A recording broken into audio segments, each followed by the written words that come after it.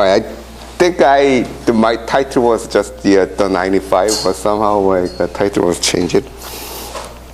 So like I'll talk about the final hypersurface threefold, and we'll talk about the non-rationality of those surfaces. Okay, so let me start with some histories. So history goes back to 1979. So it was initiated by the Reid. So Reid, he announced the 95 to 95 families of K3 surfaces. K3 surfaces and the weighted projective spaces. Weighted, let me say, in three-dimensional weighted project spaces.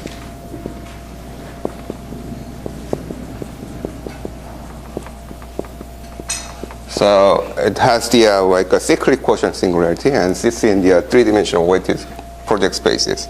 So there are like this family contains, for example, like the quartic surface, and it has like degree 5 hypersurface. It's in the 1, 1, 1, 2, and for example, it has the saxic surface, the 1, 1, 1, 3, and this is a double cover of P2, ramified some saxic curve,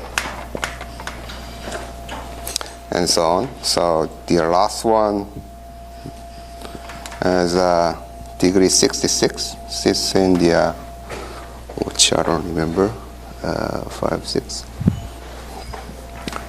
6, 22, and 33, something like this. All right. So for example, like this one is the non-singular, and this one is the non-singular. I think these two are the only non-singular K3 surface among this 95 families. For example, this guy has the A1 singularity, and this one has the I think A10 singularity and 431. Yeah, 4, 3, and 1 singularities.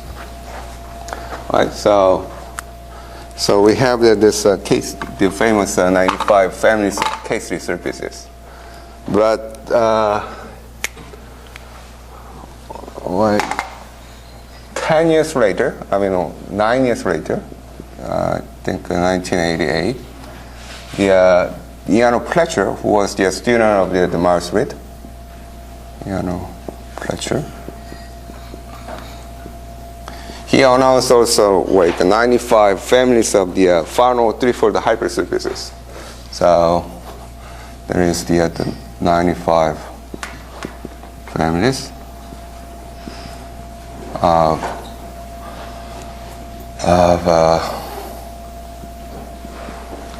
final threefold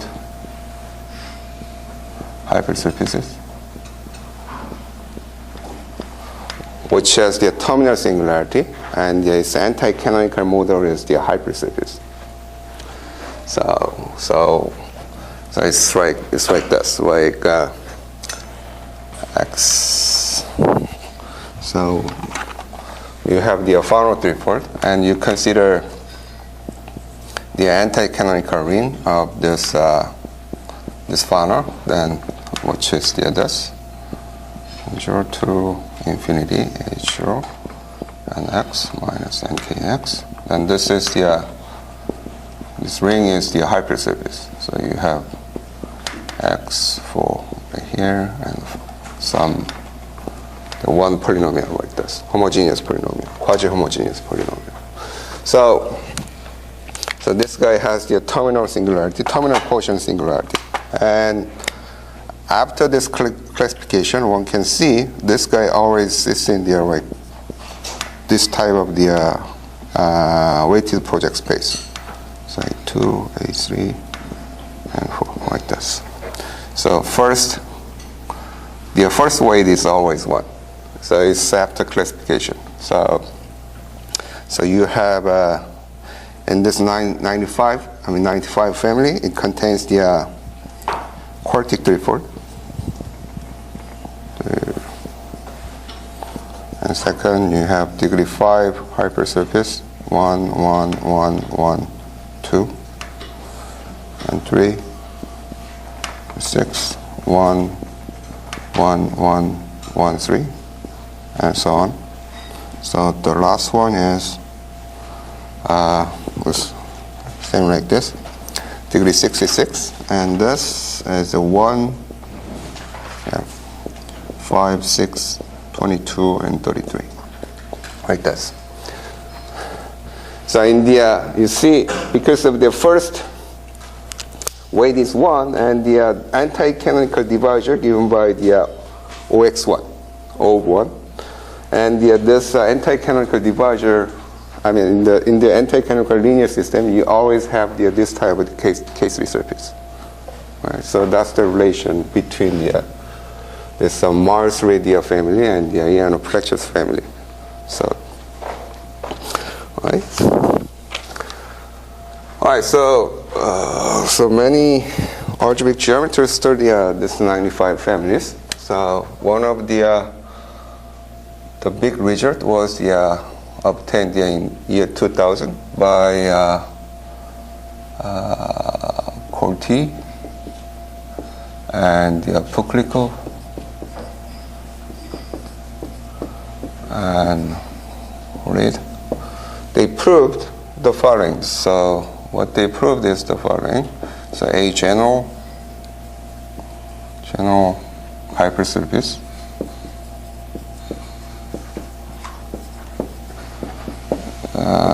in each of the 95 families as bidirectionally rigid. Now I will explain what bidirectional rigidity means later. And the bidirectional rigidity implies the following. So in particular, it is non-rational. Okay, so what they prove is the general hypersurface in each of the 95 families. For example, like the general hypersurface of degree 66 sits in this weighted project space is non-rational, right? For example.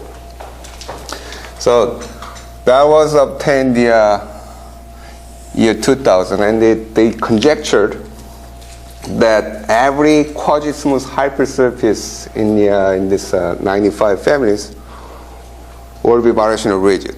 But it was open for like 13 years. So, and this year, and charts of NI, and prove the every quasi-smooth hypersurface in each of the 90 families is bidirectional rigid, and every quasi-smooth hypersurface in this family is the non-rational. That's what I proved with the Chelsea.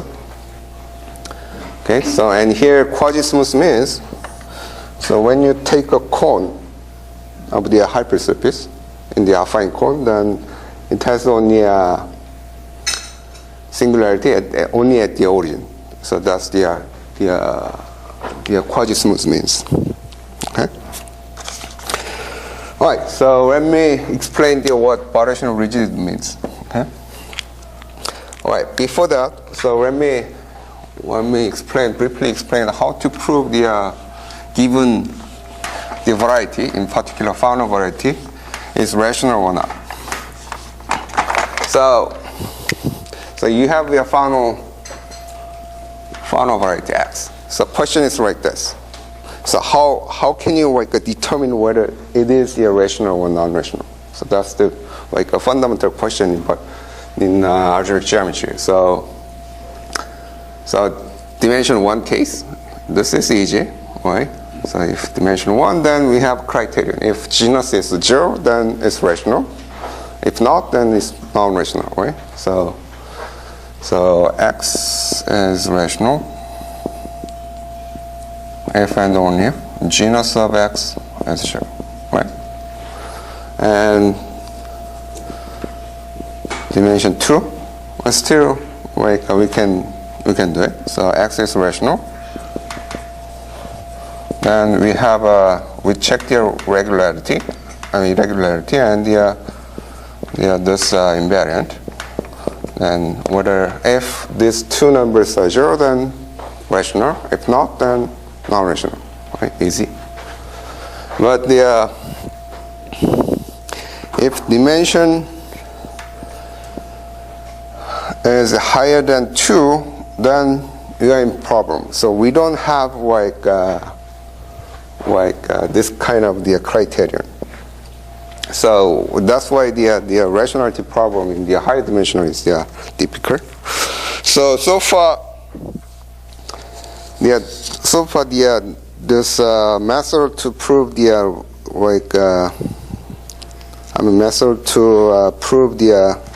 determine is a given variety is rational or not. Is that there are 4 methods. So one is by Skovsky-Marin, which was done in 1971. So which is called the maximal singularity method, and they proved every smooth quartic threefold is non-rational. And the second method is by Clemens and Griffiths. They proved every cubic threefold is non-rational. So they used the intermediate Jacobian. And another method is by the Artin and Mumford. They start the torsion of the third cohomology of the variety. So if it has the non-trivial torsion of the H3, then it's non-rational. So they use using this criterion, they prove some non-rationality of higher dimensional fauna. And the 95, the Janusz Kolla, he proved very general hypersurface in the PN is with the low degree is the non-rational. So he used some reduction to the characteristic P. So we have a 4 method. But this the intermediate Jacobian method by the Clemens and Griffiths works for so far works for the 3-dimensional case. For other method, the other 3 methods works for the high dimensional, but only Skovsky-Marin's method well developed for the high dimensional case. So to prove this theorem, we will use the maximal singularity method, introduced by the Skovsky-Marin in the 1971. Okay, so let me explain what variational rigidity means now. Okay. All right. So when you classify the algebraic variety, we always mention the minimal model program. So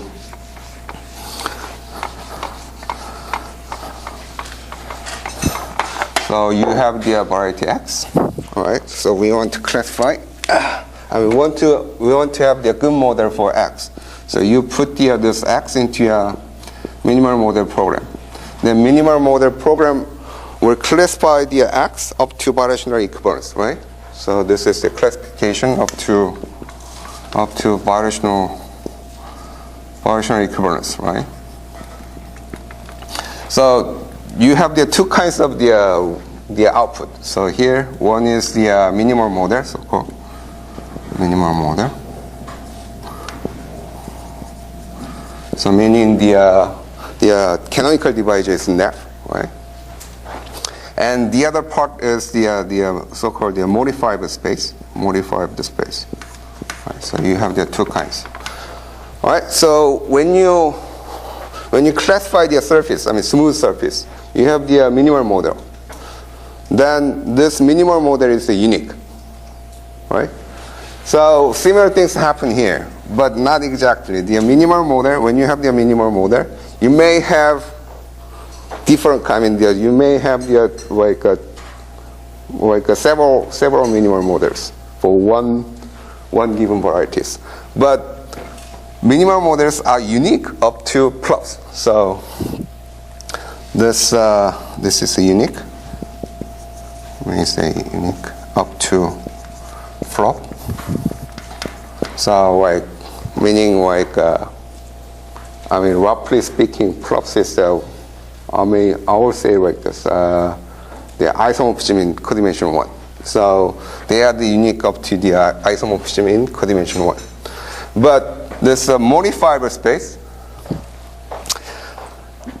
So you have the one modifiable space, but this model is not unique. Like you may have the several kinds. Or like infinitely many kinds. For example, you have the Pn. Pn is the modifiable space. All right, but Pn cross n-1 cross P1. This is another a modifiable space, and they are variational. So you have several kinds of the modifiable space for the one given variety. So it's not unique. It's not unique. Right? But there are some modifiable space that have unique modifiable structure.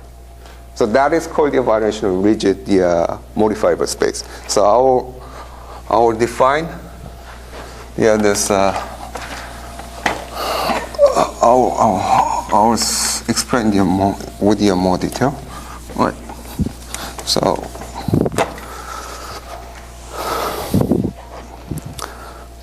Alright, so simplicity, we'll only consider Fano variety. So we consider Fano variety, picker number 1,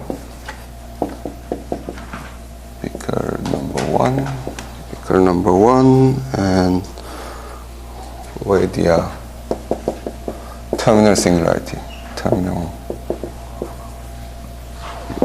Q factorial singularity. All right, then this is a modifiable space because you have the map to the point and the relative picker number 1 and so on. So this is a modifiable space. All right, so I'll define the variational rigid Fano variety. Modifiable space only for the Fano variety case. Okay, so here is the definition. We say V is variational rigid.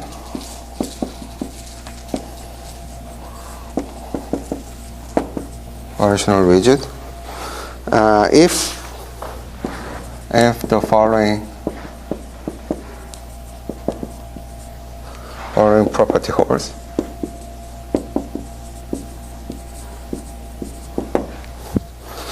So if the property is like this, if there is a variational map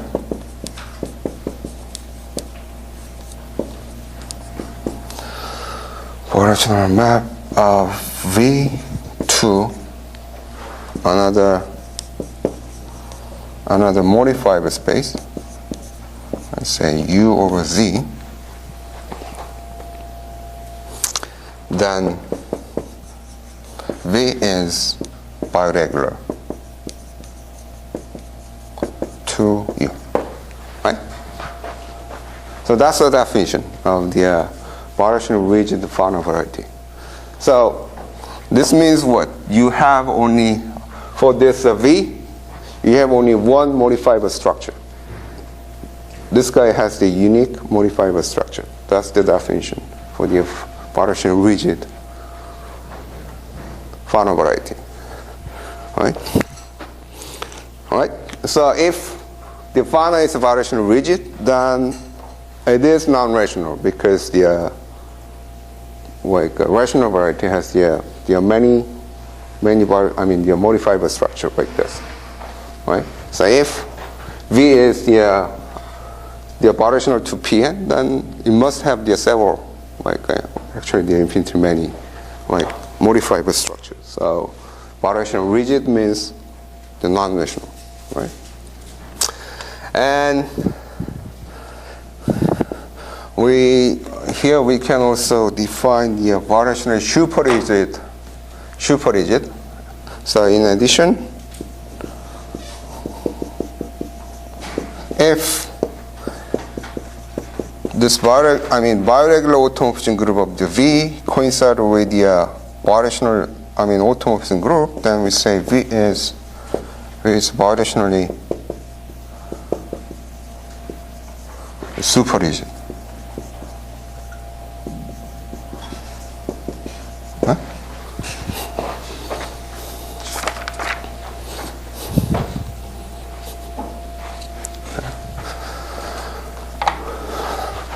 All right, so everything clear? Yeah.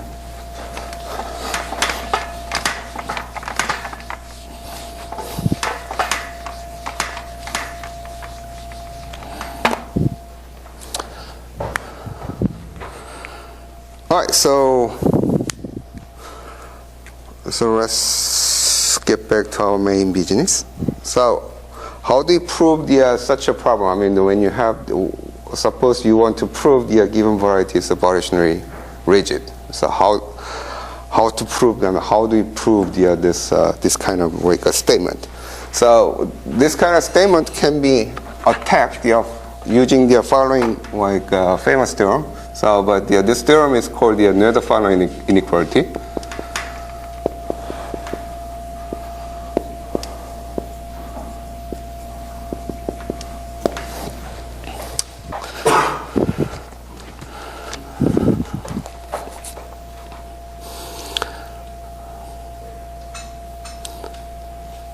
All right, so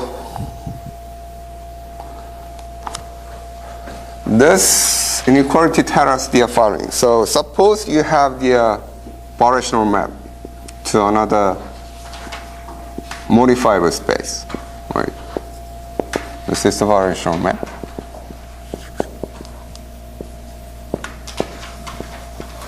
Okay. All right. Then this variational map given by some mobile linear system. Mobile linear system is the linear system without fixed component. So this variational map is given by some mobile linear system on V, right? So V, M is a mobile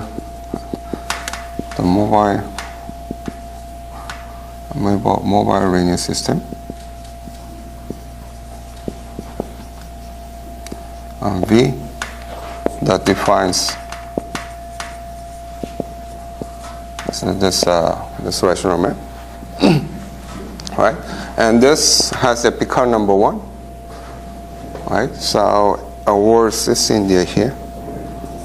For some n, there is a some n, and this. Right, for some positive integer p n. Some positive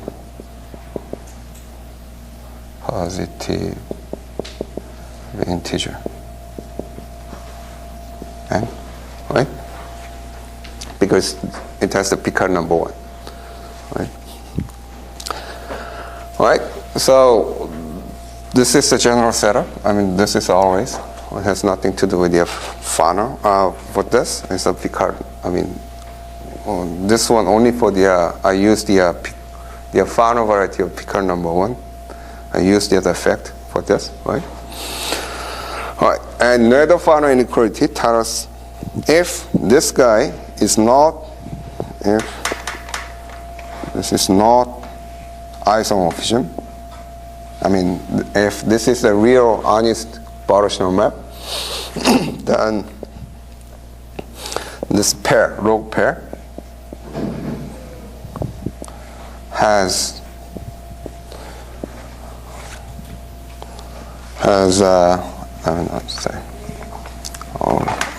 step better way.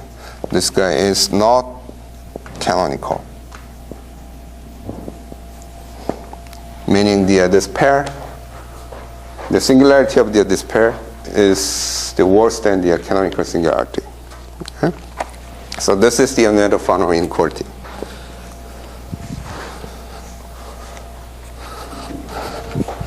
All right. If you look at this, it has nothing to do with, it seems nothing to do with this inequality. But the beginning of this statement, 1971, Skopsky-Martin, start with the inequality. And then technology developed more, and then this inequality reformulated in this way. But it has that with that form we can understand better. Okay. All right.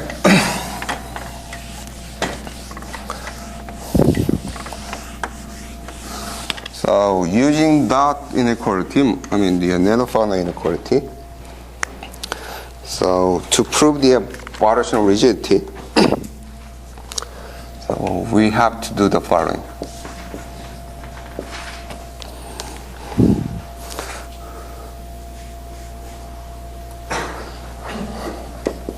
So this is another formulation of the nanofauna inequality. So if for every positive integer n,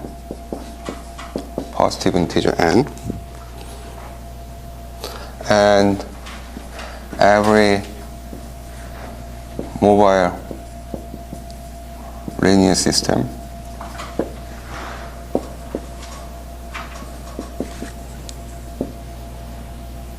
m sits in here,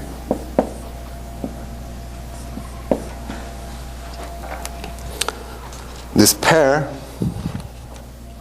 for this pair v what is it, v here, 1 over n m is canonical. Then this V is variational superrigid. Vibration.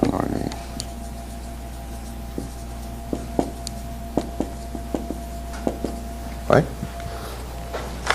So if this condition is satisfied, then it means what?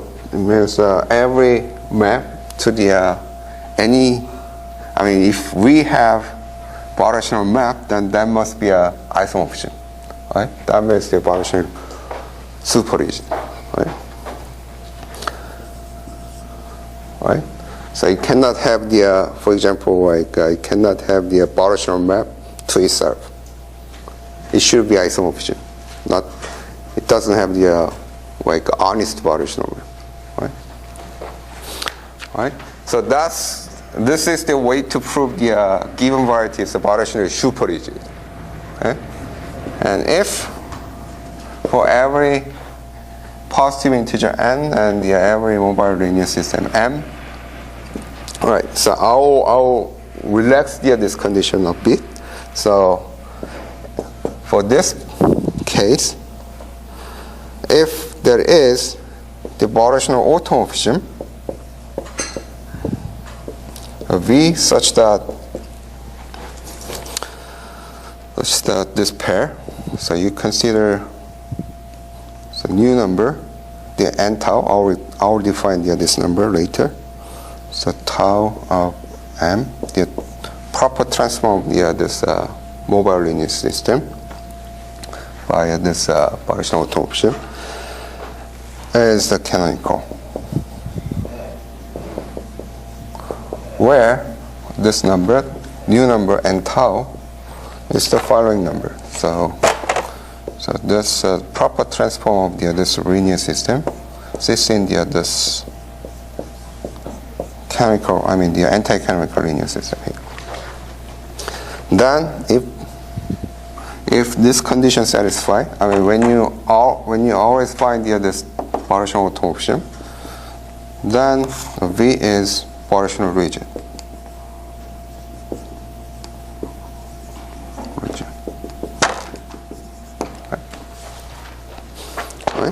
So it says like this. So you have the variational map. Suppose you have variational map to the modifiable space. All right. So, and suppose this guy is the real variational map. I mean the not isomorphism. Then you can find the variational automorphism here. So you go around one time and then you go. Okay, following this. Right. You repeat this way. Then eventually you get the isomorphism. So that's what criterion means. So that means the V is, if that condition is satisfied, then V must be isomorphic to U, even though this guy is not isomorphic. So after this automorphism, this action on the V, so you get the isomorphism. That's what this means. Okay. So if this is satisfied, then the variational rigid. Right. So you may have, in this case, you may have the variational automorphism, which is not the isomorphism, but still, after this, after like going around, you can get the isomorphism. Okay. All right. So that's still what you have to do for the 95.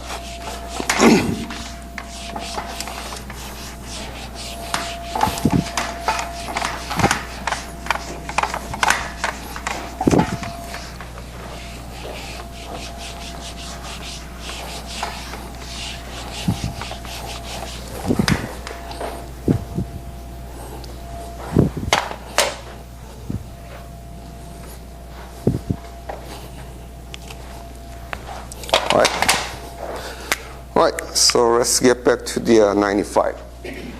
All right. So suppose you have this quasi-smooth hypersurface in this 95, one of the 95 family. So you have the situation. All right. And this numbers doesn't matter. Right? And I will denote this XD. This is the hypersurface of degree D in here. So this number D is given by this.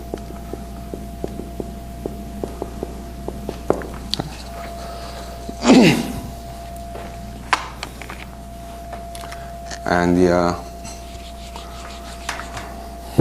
all right, so I want to prove that this X is a variational rigid. All right, so what can you do? So we suppose this is not the case. So we say, suppose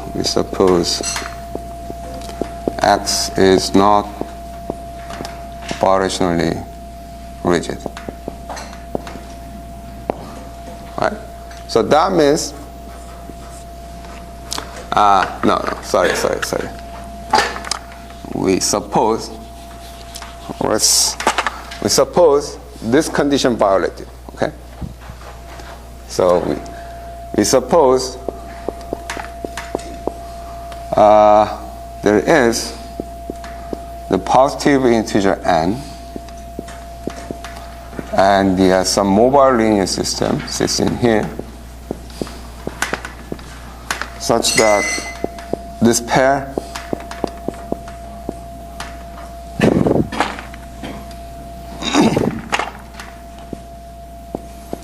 is not canonical. Right? Right? So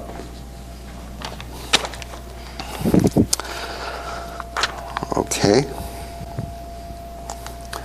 That means you have some variational morphism.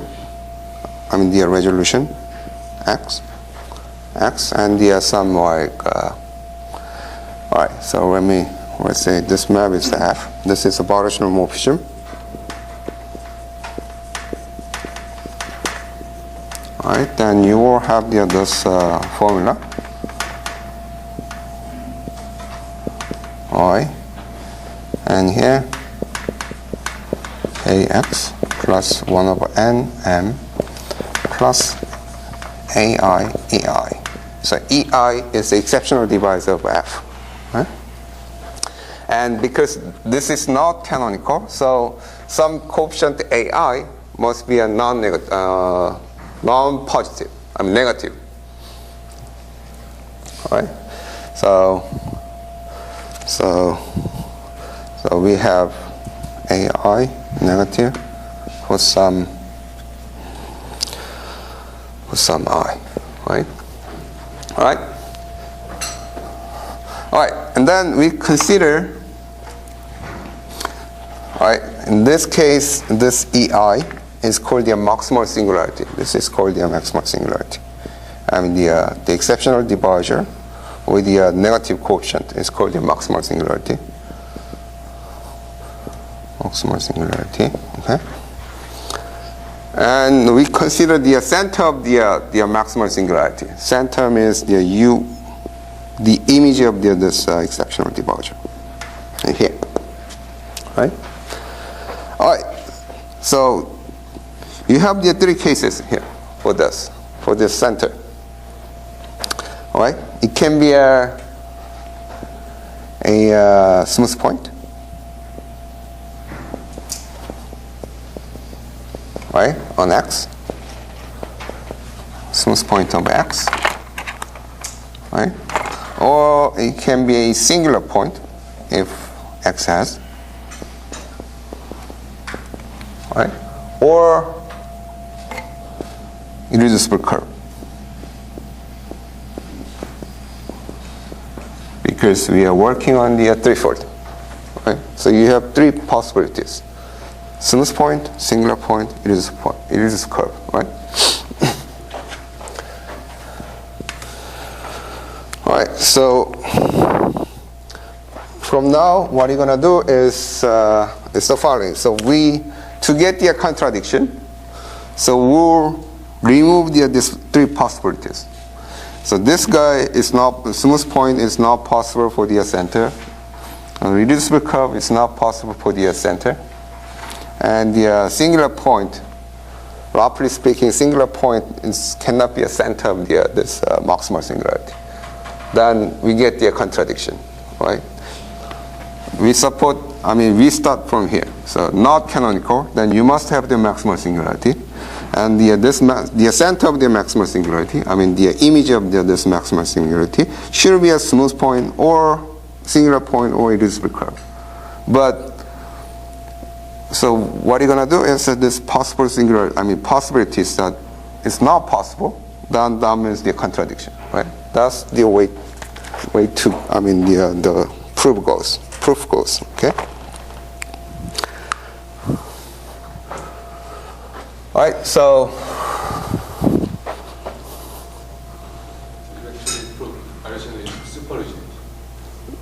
No, that's why I said, roughly speaking, this possibility with a singular point is not possible, roughly speaking. All right, so first step is, so we exclude we exclude the possibility for the smooth point as the center. So exclude the smooth points.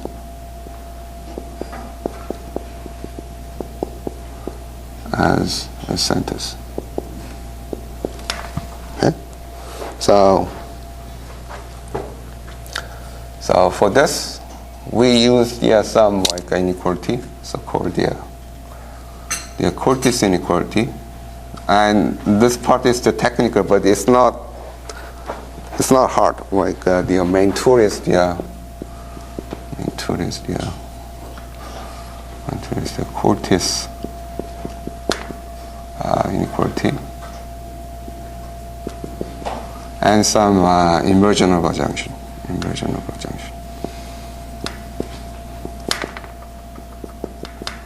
That's the main tools for this exclusion.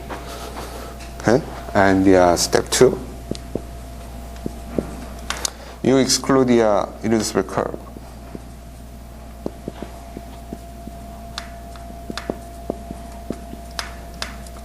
As a sentence. All right, let me briefly explain how to do this. So like suppose you have the center. Like this guy is the center. I mean is the irreducible curve. Right? This is all right. It's a curve, irreducible curve, and let's say this is the center, a center. Okay.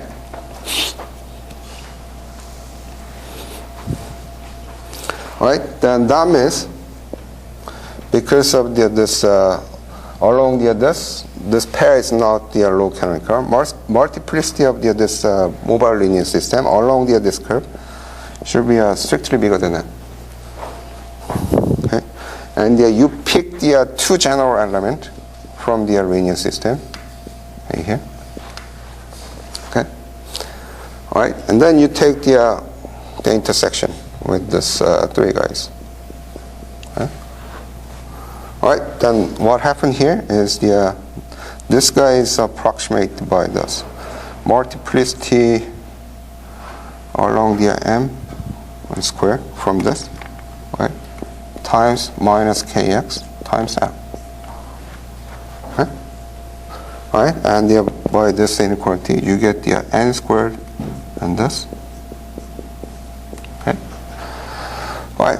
On the other hand, all right, this guy comes from here, and this is this guy sits in here minus nkx, right?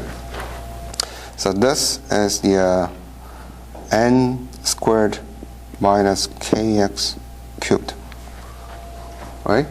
So you cancel out. Okay. All right. So you have, and thus you have the other situation. Is kxl, right? Okay, so you have the other inequality, right? And suppose this L is contained in the smooth locus of the x, right? Suppose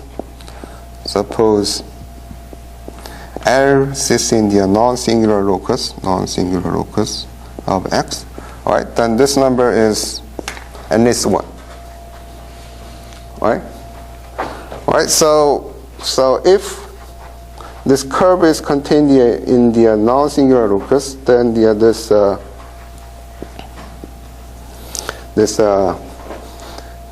cubed of the anti-canonical divisor should be at least 1. But among the 95 family, most of them has the strictly less than 1. This number is strictly less than 1. Because we are considering the singular case. Okay, so this cannot happen. I mean, this guy should contain some singular point, and then we use the theorem of Gauss-Matter. So it says if this curve is I mean it only works for the quotient singularity, but our singularity is a quotient singularity, so we can use the Gauss-Matter's theorem.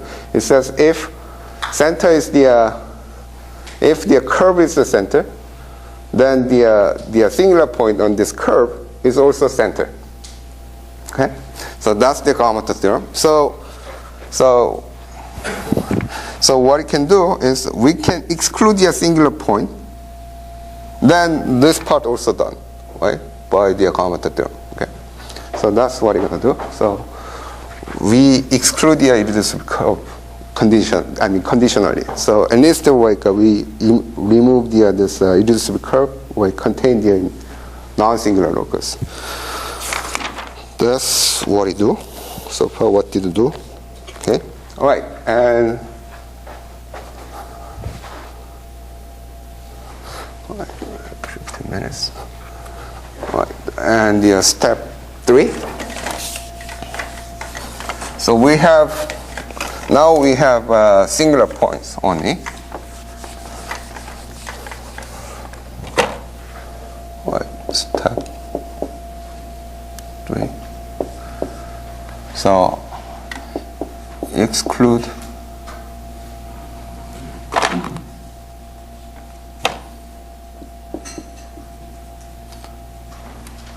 singular points.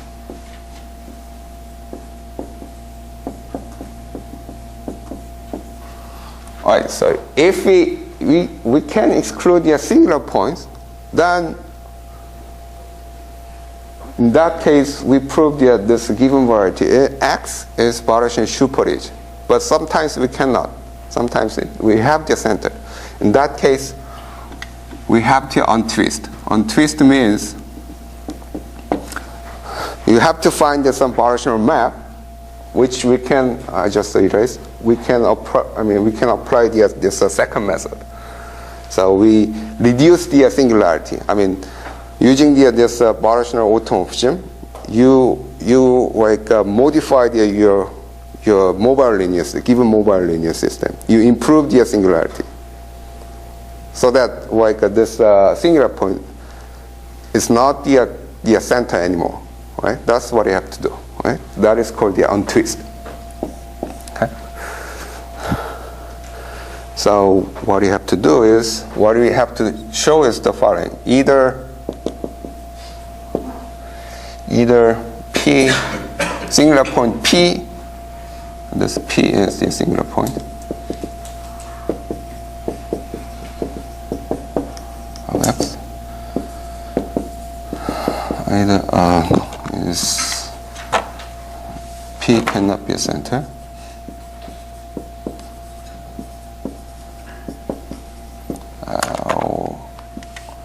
or say better way, it's not a center.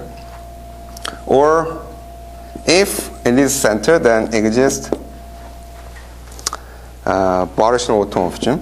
Actually, all right, I'll explain later. Variational automorphism X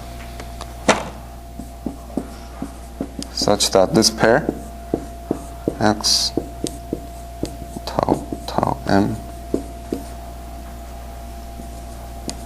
has no center at P. Okay. All right, that's what you have to do.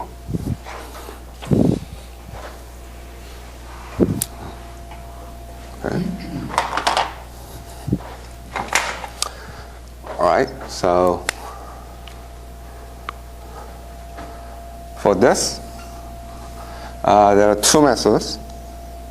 For this, for one, two methods.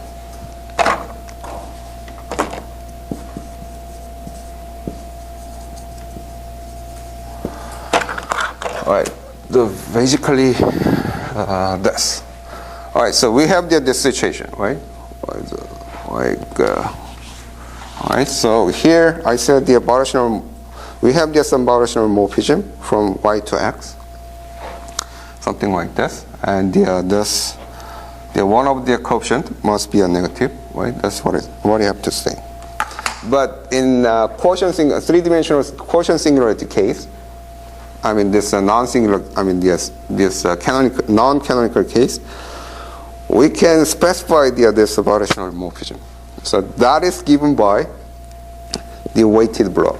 So let's say our singular point P is a quotient singularity of type 1 of R, 1A, A minus R. No, the other way around. R minus A. This is a quotient terminal singularity, right? Then this map is given by weighted block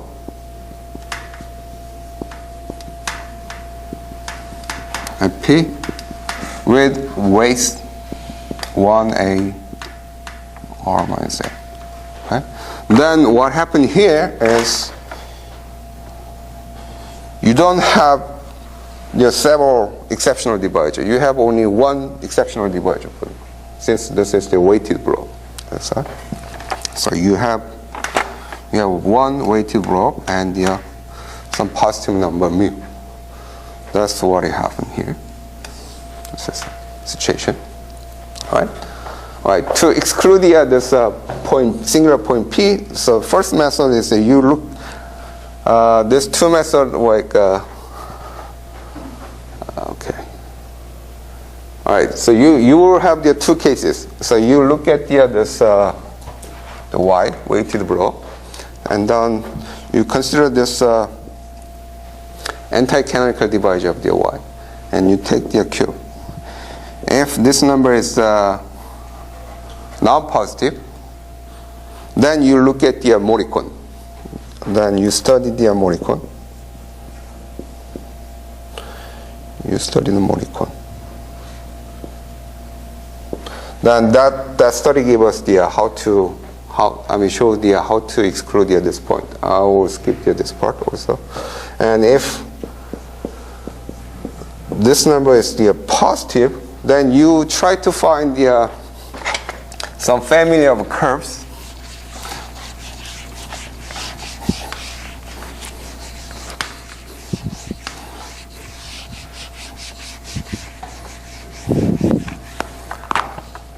In that case, you try to find the one-dimensional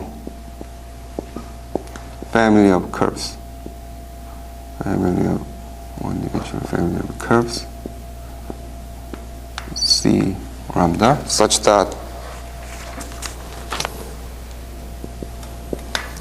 the intersection with the exceptional divisor, on y, this number is the positive, and this as non-positive. Okay. Then you take the intersection with this formula. So here you apply the intersection in here.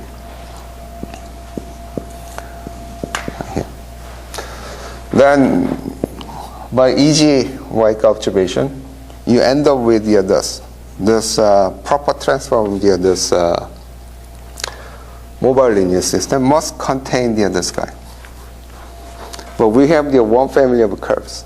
So it means that this linear system must have the fixed component. So this is also a contradiction. We start with the mobile linear system. Right? So in that way, you can remove this center. Okay? All right, I have 5 minutes, so I will explain how to untwist the point. This is the fun part. All right.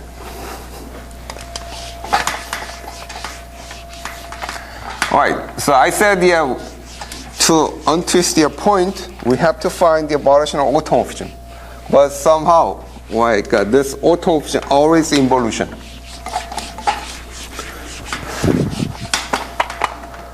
All right. So we have 3 types of the involution that will untwist the singular points from time to time. So to untwist P, so we have the following types. So first is the quadratic involution.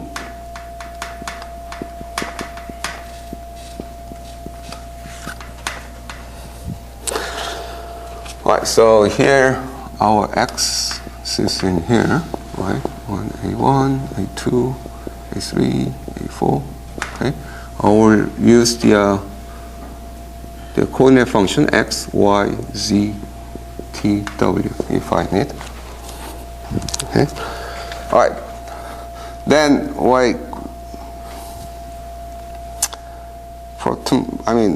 in some case you can project this x to the first 4 coordinate.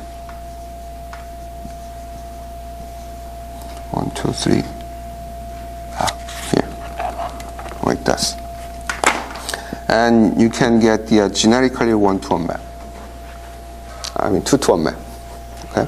All right. Then this map is the a double curve. The variational double. The rational double curve. So you can change the solution, right? This hypersurface are always given by something like this: x times w squared and something like polynomial in the x, y, z, t times w and the fd x, y, z like this, right? Then you can use this quadratic formula. then that gives us the quadratic involution. And that will untwist the point 0.00001. And usually this quadratic involution, that works for the singular point which locates here 0.0001. In that case it works. Okay? This is a quadratic involution. So one type. All right? And the second is the elliptic involution.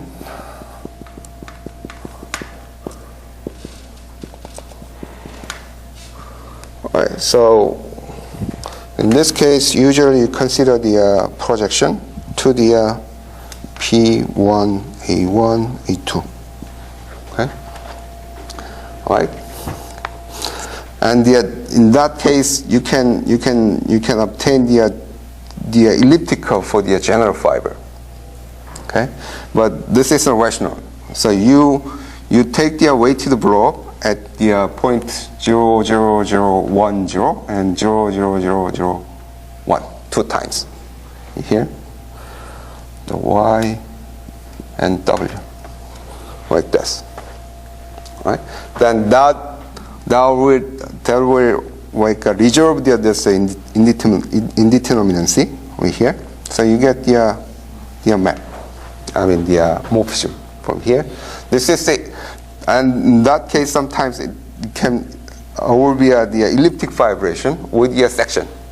So this becomes the elliptic.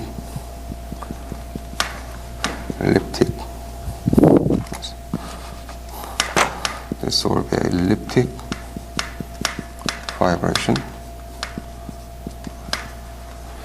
with a section. And it is given by some like a linear system, not we using DIN, so MKX. It's given by this Fourier anti-canonical divisor. In that case, you can find this elliptic involution here, birational.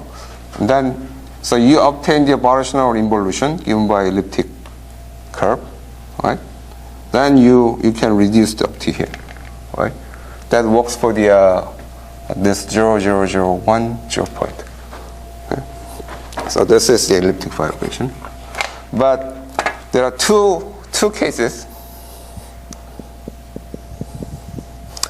which has this phenomenon. Still elliptic involution, but it's very it's hard to find. So we call it the invisible elliptic vibration. Elliptic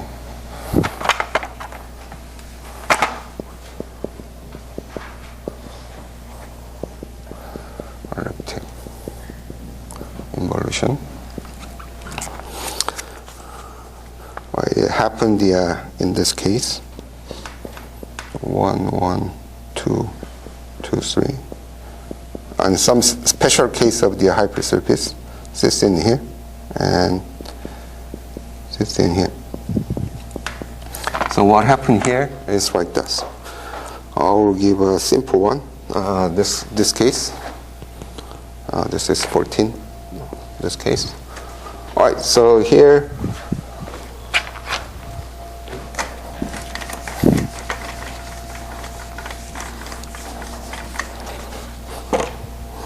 So you have the X14, and you project the 2 here. 1, 2, 3. First, 3 coordinate. Alright? And you do the same thing for like this. You will get Y, and you will get W, like this. But still, this is not enough in this case. So still, you have the rational elliptic vibration.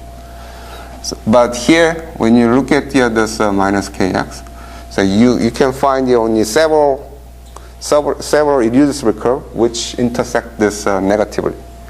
Then, in that case, you can find the log flip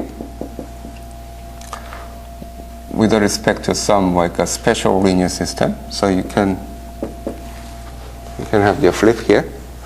All right. Then you get this guy. You get the NAF anti-canonical divisor, and then you use the log junction. Then you get the here. You get the morphism, which is elliptic vibration with the section, and given by Flory anti-canonical divisor. Okay, so you have the elliptic vibration with the section. So you have the elliptic involution on the W plus. All right. So you have the elliptic involution here.